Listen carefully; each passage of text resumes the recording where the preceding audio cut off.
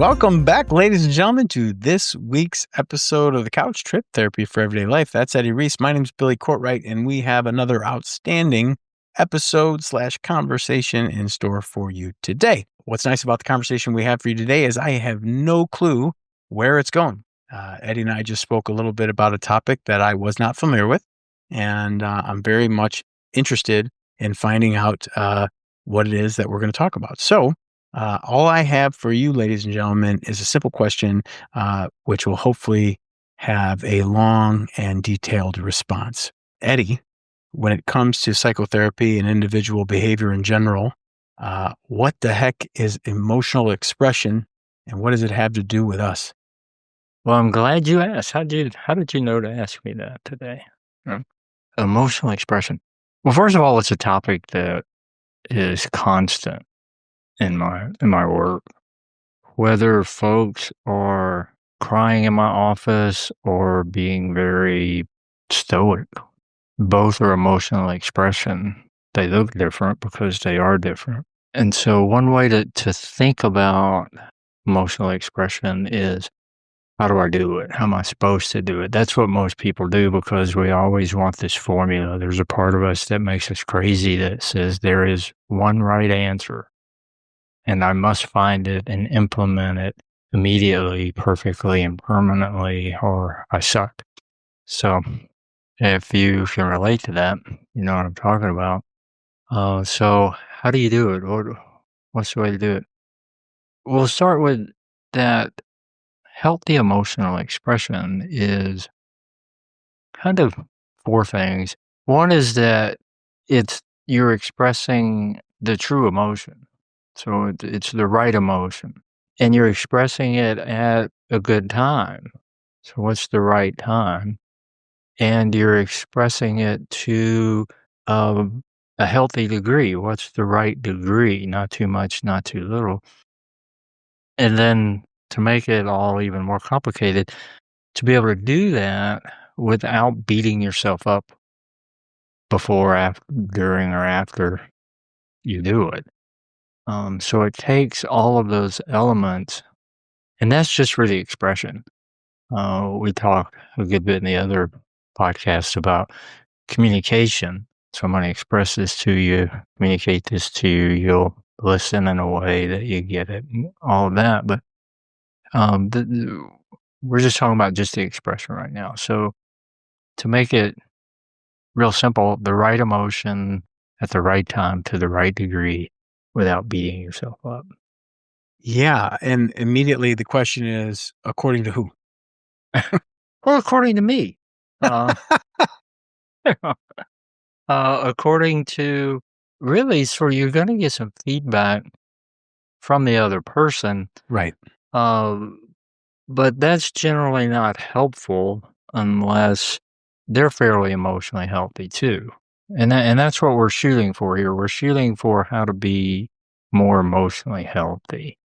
So if you take a look at the first part of this, the right emotion, even though most of us think we're expressing what it is we're expressing, I'm really mad, I'm really hurt, I'm really sad. Much of the time, that's not really what we're expressing. An easy example is somebody is crying and saying, "I'm really angry." The physical, the crying doesn't match the verbal. It does, so you don't look angry. And I've done this with clients, they express one emotion. I go, "Well, you don't look that." "What do you mean?" "Oh, yeah, I'm really angry." And I go, "Angry looks like this." Okay.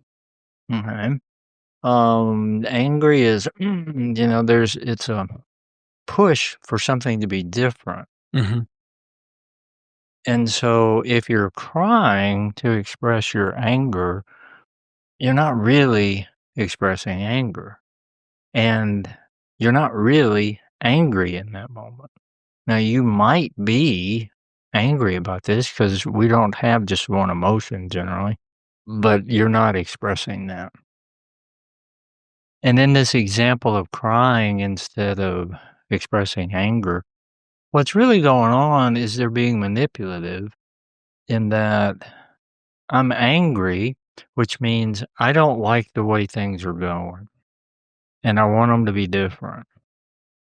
But instead of expressing that directly, they'll cry because they do want things to be different. And they're going to manipulate the other person into responding to the crying to get them to promise to behave differently. Mm. And that's not real healthy. Mhm. Mm. So that's an example of the right emotion, you know. If you're angry, you express anger. If you're sad, you express sad. Yeah. Well, how often do people just misdiagnose, for lack of a better term, whatever they're feeling? And maybe they're saying anger, resentment, bitterness Mm. as they're expressing sadness, remorse, or regret. Like, is it just an honest mistake, or is there something else going on there? Well, it's an honest mistake. And to answer your question, it happens all the time, more often than not, that the perceived expression that they have, or even the perceived reception of that expression, isn't what's really going on because they're not able to, first of all, really know. Right? And to know what's going on, you have to be in your body and feel, notice what's going on in there and be able to go, this thing that's happening is sad. That's what sadness is. Mm. But we're taught to not express particular emotions. A kid will naturally be sad. You don't have to teach them how to be sad. And so they start crying because they lost their toy. And what we might hear is, "Stop your crying. You're being silly. If you keep crying, I'm gonna give you something to cry about." So we learn, don't cry, but we still want our toy and we still want to express what we're feeling. And so we're gonna have to make something up. And that might be another emotion that would be more readily accepted. Or it could be, I got nothing. I lost my toy. Oh, well, it's a toy. And you don't express that. Mm. So, when it comes to healthy emotional expression, or what you would deem as a professional, you know, I'm using the word healthy, but maybe that's misapplied. Yeah, But no, healthy's a really good choice. Yeah. well, then, help me to understand, using the quantifying language you used in the beginning, right amount, right degree, right time, right emotion. There immediately I kind of sensed like I need to learn about this in order Yeah. to Yeah. apply the correct emotion to the correct degree, Mhm. without beating myself up, right? Right. Those Yeah. were your words. So Mhm. help me and the audience to understand, either through story or example, or just where we could start to understand and internalize. I'm feeling something. I'd like to express it correctly. That Mhm. seems judgmental, but in the most healthy way I can. And as a therapist, how do you work with your clients to help them to do that? Back to being in your body, pay attention to what's going on in your body. And generally, when I start that, I'm saying, okay, exhale for me. And I did this morning with a client. I go, exhale for me. Do it like that. And this guy's fairly pent up, and then it'll all come out. And he goes, he actually can't exhale. He can't let go. Oh my God, I can't let go. If I let go. So that's where it starts. I go, what do you notice as you are exhaling, which he's not doing, or attempting to exhale? Well, I'm exhaling. Does it look or sound like this? Not quite. Right. Because you're not doing it. So there's a disconnect between your thinking brain up here and your body. And you don't really know what's happening in your body, and you're not able to be in it. And there's just the language for this is terrible.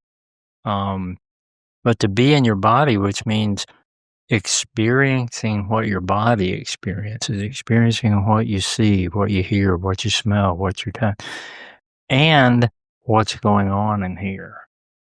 So a client could say, well, I'm noticing a real kind of sinking sort of feeling in my belly, and it's sort of like sort of a quivering kind of thing. And so that's what you're looking for, right? Because that sounds to me like probably some version of fear. Mm. Or I can see them beginning to tear up, and I'll say, "What do you notice is happening in your face?" I mean, that's generally the answer I get. And I go, "Do you notice that there's a slight bit of watering at the bottom of on the bottom eyelid?" And sometimes just doing that will cause them to really cry, or it'll cause them to start to suck it up. Either way, I'm like, "Do you notice what's happening now?" And I go, "Well, I did notice that there's here. I think that's about," and I go, "No, that's a thought. Come back into your body." And you'll usually get, if it's like, "What do you think you're feeling?" If you don't even talk about the body, "What do you think what are you feeling right now?" "Well, I think I'm, just kind of," "No, no, that's a thought."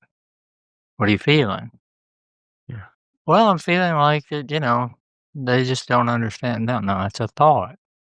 And that's when I can introduce a feeling is something in your body, something going on there, and it's some version of happy, mad, glad, sad, you know, some version like that.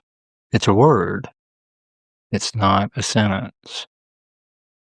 And most people have no idea that that's the way it works. "I told her what I felt." "What'd you tell her?" "I told her I feel like she's being a bitch." You know, that's not a feeling. That's a thought. Right. Mm. "I told her I was mad. I told her I wasn't happy with that," and that's no, it's a thought. So as we talk about emotional expression, where does where does the term emotionally unavailable fall in the spectrum of expression? Because that's a Yeah, term I think, well, it's a term I'm familiar with. It's a term yeah, maybe comes up our all the audience. time. Gosh, I could go a long time just on that. If somebody says, "Well, my partner's emotionally unavailable," and I go, "That's because you are." And I'm like, "What do you mean?" "I can express my emotions," and I go, "I'm sure you can emote," which means feelings come up and out, but it might not be the right emotion at the right time to the right degree. But the reason I know you're emotionally available is because you're with somebody else who is. And if you weren't emotionally available, if you were an very emotionally mature person and you come across somebody who is a very emotionally immature person, you're not going to want to be with them. Why would you want to? But you are. So let's talk about your emotional unavailability. And what that term means is I can't do any of this stuff we're talking about today. I don't really know what I'm feeling. I don't really know how to express it, and I don't know when I really should, at the right time. That comes up a lot in couples, um, work, in that you got something you really wanna say, but it's just way too scary to make an appointment to have a conversation and do it in that kind of therapeutic, constructive way. So, the very last thing before you leave for work, it comes out. And this is a phenomenon I remember learning about early on in school. Therapists call it the doorknob moment. And what that means is the client has their hand on the doorknob to leave, and they let out this giant, big issue. When we do that, what we're really saying is, I want this out in the open, but only for a few seconds. It's just too big. It's too scary. So that's not the right time when you're just gonna, okay, you gotta go now. If you're a morning person, they're a night person, and you get up in the morning and they're still groggy from trying to wake up and you make your announcement. That's not the way to do it. Don't do it the other way. They're nodding, falling asleep, you're wide awake, and you dump it on them. It's not the right time. So what are you really feeling? And when is a good time, which is also a good way. What's a good way? You know, if it's really a big deal and it's going to be really difficult to talk about it, then you make an appointment and then you follow that kindness dialogue that we talked about in the other podcast. You go through this scripted kind of method to first of all make it safe enough to talk about it. If clients are having a hard time, they say, I want to tell you about something, but it's just hard to do. And I go, well, don't tell me. Whatever you do, don't tell me. And I'm serious about that. Don't tell me. What I want you to talk about is what makes it so difficult to tell me. What are you afraid of? You want to handle that before you handle the news. So you don't just go, I want to say this, but I don't want to. I'm so scared, you know, and it comes out. Because then you're going to be terrified and you're not going to be able to think straight and it's not going to go well. Yeah, I hear you talk about emotional expression, and I'm wondering if it would be better understood by some folks, me maybe. It's emotional expression was said emotional explanation. In my mind, as I hear you talk, I'm thinking about, yes, the feelings that I felt or why I felt them. And, I think in my mind, you're saying express, and yeah, it's one thing to express your emotions or display your emotions. Mhm. But I think, speaking of like how I'd like my emotions to be understood to my wife, it's an expression, but in the context of safety, your word, Mhm. so that I can explain how I'm feeling Right. in hopes Okay. that I'm going to be better off for doing so. Which means what? What is it you're Well, I actually guess, after? well, that's exactly the question. Like, what is the benefit of healthy emotional expression? Well, but that's not what you're asking. You're asking, I'll make it a little more direct. How do I express my emotions in a way that she's gonna go, "Oh, yeah, okay, well, good. I'm not mad about that. You're not in trouble at all, you know? Thank you. You're a good boy." Which Is it, which yeah. means you're not interested in emotional expression at all. You're interested in getting what you want out of her, getting a particular response. Well, okay. Well, then let me just ask it this way. Then again, like, if I'm uncomfortable talking about my emotions Mhm. and we're talking about expressing our emotions, Right. am I wrong to think that the ability to express one's emotions has some sort of mental health benefit? Oh, absolutely, because you're now being honest. Okay, Alright, honest is honest means telling the truth, and if you're crying when you're angry, you're not telling the truth. correct. And this is where people struggle, and I think it's part of what you're struggling with, is we don't if it's only emotional expression, there's not a lot you're going to say. You're going to emote. So, if you're really sad, you're gonna cry, you're gonna be in maybe some degree of shock if it's news. If you're thinking about the news you heard and you're sad, you're gonna cry. There's nothing to talk about, and you don't wanna be talking when the emotion is enough to where you feel it, you recognize it, you allow it to come out, you're not gonna beat yourself up, you're gonna cry. And for most people, that's close to impossible for them.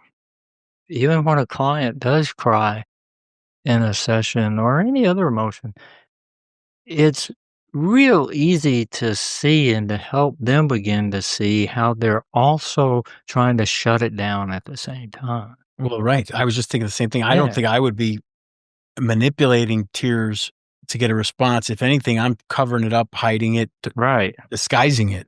right, which is expressing different emotions. You could Same feel thing, different direction. you Yeah. could feel the sadness, but you don't express it, so you're expressing something else. So, Nothing. well, The closest thing to nothing I can. it looks like nothing, but if you really look, that's when you get the standard, "What's wrong?" You know, Well, and you and go, that's fear, "Nothing," right? you know, and you're like, Nothing?" You know, because it's there's an energy that you're going to have going on, and the more closed off you are to emotional expression, the more emotionally unavailable you are to yourself, the more you're not going to really realize that everybody can see what's going on. So we don't fool people that well. Right. Okay.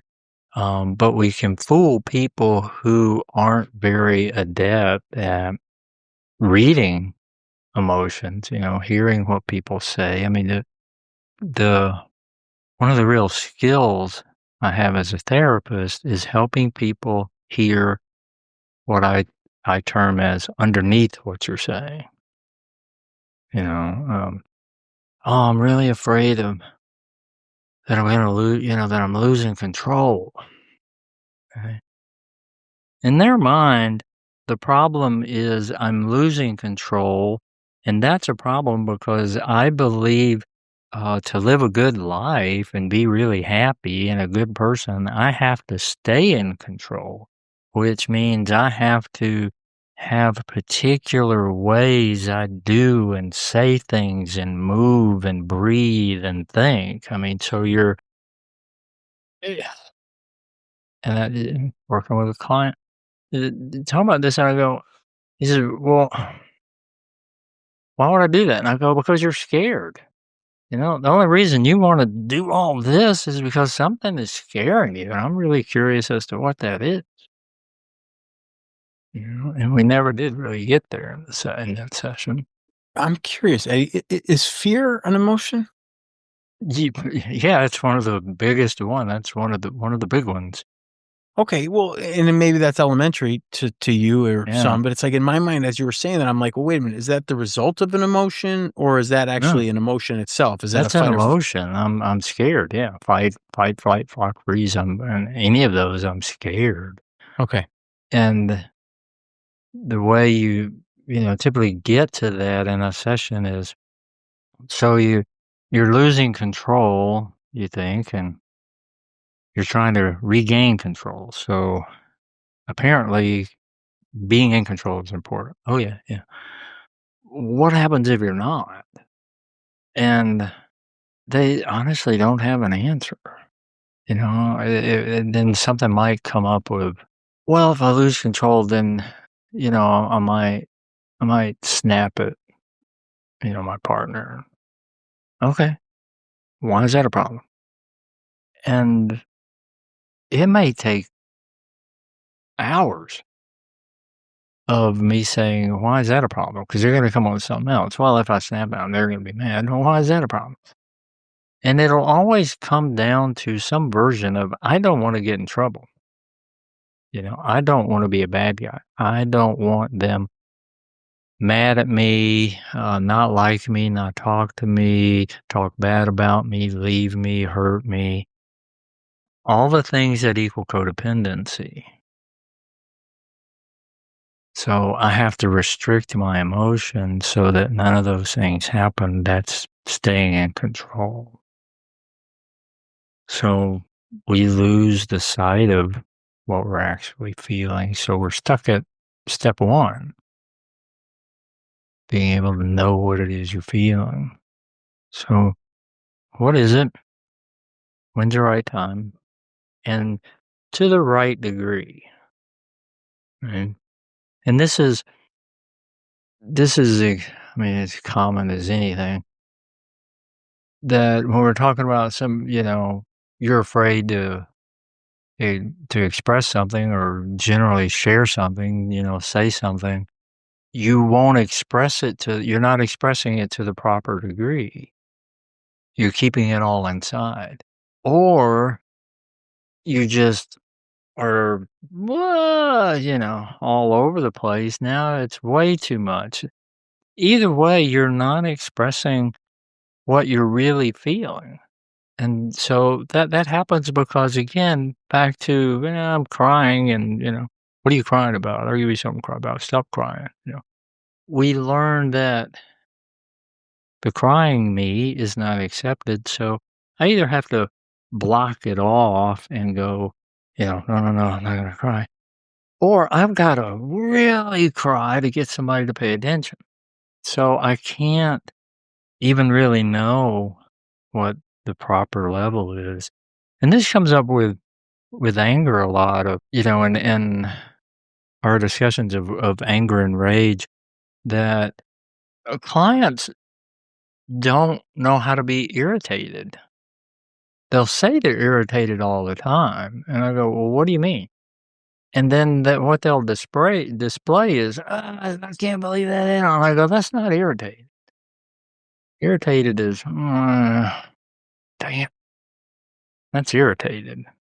There's nothing in between. There's don't express, blow up. Okay, that's rage. It's not anger. So if you learn to be mildly annoyed, if you learn to be kind of put off, slightly irritated, there's, probably countless things between, that's kind of bugging me a bit, to launch the weapons. And so, proper amount, And then the last piece of it is you don't beat yourself up because you're doing it or not doing it. When folks begin to catch on that they're not in tune with their emotional selves, they're going to do what they do all the time, which is beat themselves up for it and then demand that they learn how to do it. And what's the answer? Or what do I do now? I've got to take action, so that I can get back in control and be that person I'm supposed to be. I'm supposed to be emotionally expressive and healthy in doing that, so tell me how to do that. You're not expressing the proper emotion right now. Why? Because you're acting like you're kind of irritated and, sort of demanding, Yeah. and what you really are is scared. Or judgmental for sure. No, you're afraid. You're afraid you don't know something, and it's really important to you to have the answer. You don't have an answer, and that's bad news for this part of you, apparently. I imagine this is a big, big deal for a lot of people. Pretty much everybody. I would think, yeah. Being around us, yeah. I mean, it's constant. It's constant. Right. And there's just a lot of, like, even when you were before, we're talking about, no, you're not, that's not a feeling, that's a thought. And I'm sitting here listening and thinking about what you're saying. Yeah. And I'm probably overthinking. Right. Which means you're not paying attention to how it feels to hear 100% I'm not. something. Right. Right. No, absolutely not. And that's the problem is that we're trained through shame to not feel. So the only reason that we've got to even talk about this is because we were trained by being shamed to handle our emotions in the way we handle them. To either try to compartmentalize them, put them over here, and pretend it's not that big of a deal, or just and emotionally vomit, all over people all the time. It's going to be one way or the other. And so we're not able to do what what little children do if you spend 30 minutes with a little kid that's playing or interacting or whatever, you'll see all kinds of emotions moving through. Some of them are there for 2 or 3 seconds, some of them are there for a minute or 2, but it's always changing. And when they have an emotion, they're not thinking about it. They're just having it. It's not good, bad, right, or wrong, and then we're taught that this is a good emotion, this is a bad emotion. You can do this around me, you can't do this around me. And then we have to start getting these thoughts and shame ourselves to make sure we're in control so that we don't get in trouble, which means the way that I use it, that I'm now going to be shamed and I'm bad and unlovable and will be thrown out of the herd, and we all know what happens to the lone zebra. Right. It's interesting because, you used the example of a child, and I was thinking a similar thought before. And, it's kind of ironic that, the kids who kind of naturally express themselves without thought are viewed as less than Mhm. mature or less than Yeah. in some way, and yet the term emotionally mature is, in my experience, describing someone who is non-emotional or in control to the degree they don't express it. And whether I don't think the emotional maturity as it's described as a synonym for non-emotional, as if being emotional is somehow inappropriate for an adult. It's fascinating. It's like it really calls into question, and it's really it just building on your whole beating yourself up. It just calls into question Yeah. what is appropriate, what is, Right. as a society, Yeah. as a man. And so you're gonna beat yourself up for not being able to make that determination. Correct. Yeah, it's And exactly what I'm doing. I'd say, "Well, you just heard about it. How in the world are you supposed to already know how to do it?" Right. Well, So you're not being kind to yourself. You're not being curious, to start with. Curiosity is where it well, starts. I'm So, curious. and well, no, you're demanding to have an answer so that you're not in trouble. Curious is, huh, I don't really know what it is that's going on in my body. That's interesting. Hmm, wow. It's kind of a shock. Thought it did. See, there's no like, what do you do? You know? And it's, huh, I'm going to explore this for a while. And often get the image when I'm saying this of Castaway movie. You wind up on an island somewhere, and your first thought is to get out of here. Right? But I don't know. Be curious. Where am I? What's on this island? When you walk around, I'm probably going to be here for a while. Right? Instead of how do I get out? Well, there's probably not a way out of here right this moment. Walk around and see what's here. Be curious. So you want to explore. Gosh, I don't know what's in my body, so I'll listen to what he's saying. I'll learn how to do that. And there's no huge rush because I'm curious and I'm kind. I'm not going to beat myself up for not knowing something that there's no way in the world I could have known, which is really common. So that's emotional maturity. That in a sense, you're slowing down. That's what it would feel like. But you're very active. Curiosity is very active. Mm. It's interesting.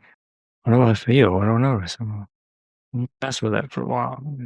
Well, not to potentially blow smoke, but I would be remiss if I didn't say that in all the episodes that you and I have shared, and the time that we've been together talking about these things, I've always admired your willingness and ability to go places and reveal your emotions. It's always struck me as fascinating. Clearly, I feel empathy.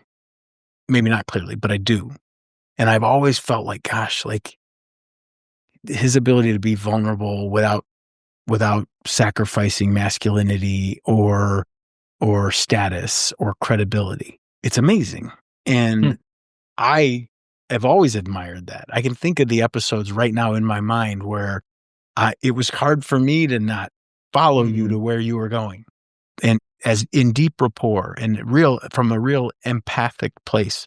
And so as we talk about this emotional expression and the explanation of that expression and whether or not it's correctly described as mature or immature, I think you are as entitled as anyone, based on my experience, to talk about this. Because from this layperson's perspective, you are as in tune with your emotions as anyone I've ever met. And that's just my impression. Hmm. So I don't know what your therapist says, and it's none of our business. But I would imagine that you've worked through this or gotten to a Oh, place where it yeah. makes sense. Yeah, I mean, the things I always talk about, in the realm of podcasts or in therapy, is because I've been through it. I go through it. I'm in it. I experience it. I know the way I like to talk about it is I know the neighborhood, and I got that from a writer who was talking about being in therapy, and she said that being in therapy is just going to a bad neighborhood. You know it's a bad neighborhood, but you go with somebody who knows the streets, who knows their way around. And that's what I do. And so I appreciate the kind words. You know, yeah, I paid a lot of money to learn how to cry. I paid a lot of money to learn that I wasn't expressing my emotions the way I thought I did, that I didn't know the things I thought I knew, all that. I mean, it's quite the process, and there really is no end to it. I mean, I'm in my seventh decade. There's no freaking end to it. There's a saying, I think this came out of 12 Step. Another fucking growth opportunity. It's just they're there all the time. I mean, all the time. So I appreciate you saying that. I'm glad I can. I mean, it certainly makes life, you know, um, fuller. In that what I talk to my clients about that struggle with how to, in a sense, really be who they are. I mean, that's what it is. Be who you are. You're sad, be sad. You're happy, be happy. Most of us can't really do that without a lot of questioning and trying to, you know, figure things out. So getting back to the benefit you were looking for, it's a fuller life. I've probably said this before on a podcast, but I think a terrific goal in life is if you happen to have some time on your deathbed that you can look back and go, "What a ride!" I mean, and I've experienced, really lived, which I think is better than experience, but I've really lived horrendous loss and despair. I've really lived amazing joy and happiness and, these wonderful moments. And I did a lot of laundry too, there's a Zen saying, after ecstasy comes the laundry. So, I did that too, and I lived that part of my life. Most of life is laundry. You know, it's not what, you know, people try to sell us, you know. I remember the first time I saw an ESPN replay of a kickoff return. They You see the guy catch the ball, he starts running, and then they speed it up for 70 yards, you know, and then slow it down when he goes in the end zone. I'm like, we don't even have the patience to watch a guy run 100 yards. This is where this is going. This is not good. It's true. You know, it's not good. So yeah, I appreciate that. I do put a lot of effort into it still. Always will, because there's always things inside me, inside all of us that we don't we don't throw out there. You know, we don't. And that's about as heartbreaking as anything I know. That I've said this before, I'm sure that what we want more than anything is to be known, to be seen, heard, felt by another, for them to feed back to us a picture of our world that they see that looks exactly like our picture, which means they're not trying to turn it into anything else. They really see it. That's the thing we all want more than anything else, and I really believe that. And we can't get that if we don't put ourselves out there. But the reality for most of us is that it's hard to find a safe place to do that. 100%. You know, it really is. And that that's one reason I love the job that I have, you know, because I create that for people and I get to experience them being more and more themselves. And I get to be myself, you know. I mean, I'm kind of a smart ass with my clients sometimes, and I'm very challenging. And I justify that by saying I don't want you to waste your time and money. I want to get down to work here. I'm not going to treat you like somebody who can't handle it. So, you know, I get to be myself that way. I get to be silly. I get to crack jokes, say whatever I want, really. I don't really hold back with a client. I'll tell them they're being a pain in the ass or whatever. Mm-hmm. So that's a great joy in life. So that's where all that goes for me. Is it feels good to hear you say that, and I really am so grateful to all the therapy I've had and all the work I put into it to be able to live my life certainly way more fuller than I was before therapy. Hmm. And I hope to live it as fully as I possibly can, and to find people and places where I can do that. I hope the same for everybody who's listening. Yeah. I mean, you're a role model. And, you know, it was because of your vision that we came together 2-3 years ago now to share on a fairly regular basis, allow people to be a fly on the wall during a conversation about your passion for the therapy that you practice and receive. Mm. And if you remember why we did it, it was in hopes that somebody would have the stigma of therapy lessened or removed to the degree that they would reach out to someone nearby in hopes that their life would be fuller, your Oh, words. yeah. And I can't think of anything more gratifying that I do professionally than chit-chatting with you for an hour every Wednesday. Seriously, because the reality is I'm better for it. You're an outstanding role model. And we're talking about emotional expression or availability or maturity.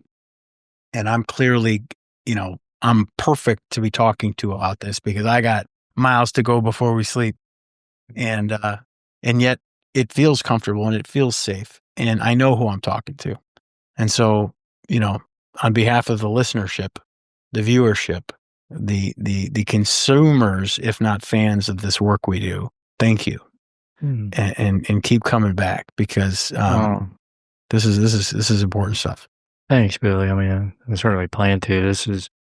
Doing this podcast with you is turned into so much more than I even envisioned, and I thought I had a pretty good vision of what it could be, but you know, we're still, those of you that are watching this episode, we don't know where you are in our timeline, but we're getting close to somewhere 3 years of doing this, and we have yet to really officially launch it. So we don't have any idea if anybody's ever going to watch it.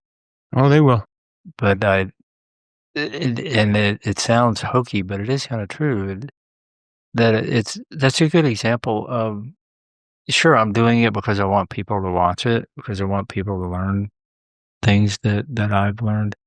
But the doing it motivates me. You know, I want to do it. I get a kick out of doing this. I have a lot of fun with you. And, you know, I think we're really a good team. I think we play off each other pretty well. And so it makes it fun, and we're both putting a lot of effort into this. So certainly hope it touches some folk and they let us know. It will. Well, on behalf of those folks, thank you. This has been another episode of The Couch Trip, Therapy for Everyday Life, brought to you in part by Billy Courtright and the one, the only, the outstanding, and emotionally available, mature, and properly expressed Eddie Reece. At times. All right, folks. We'll see you next week. Okay, bye.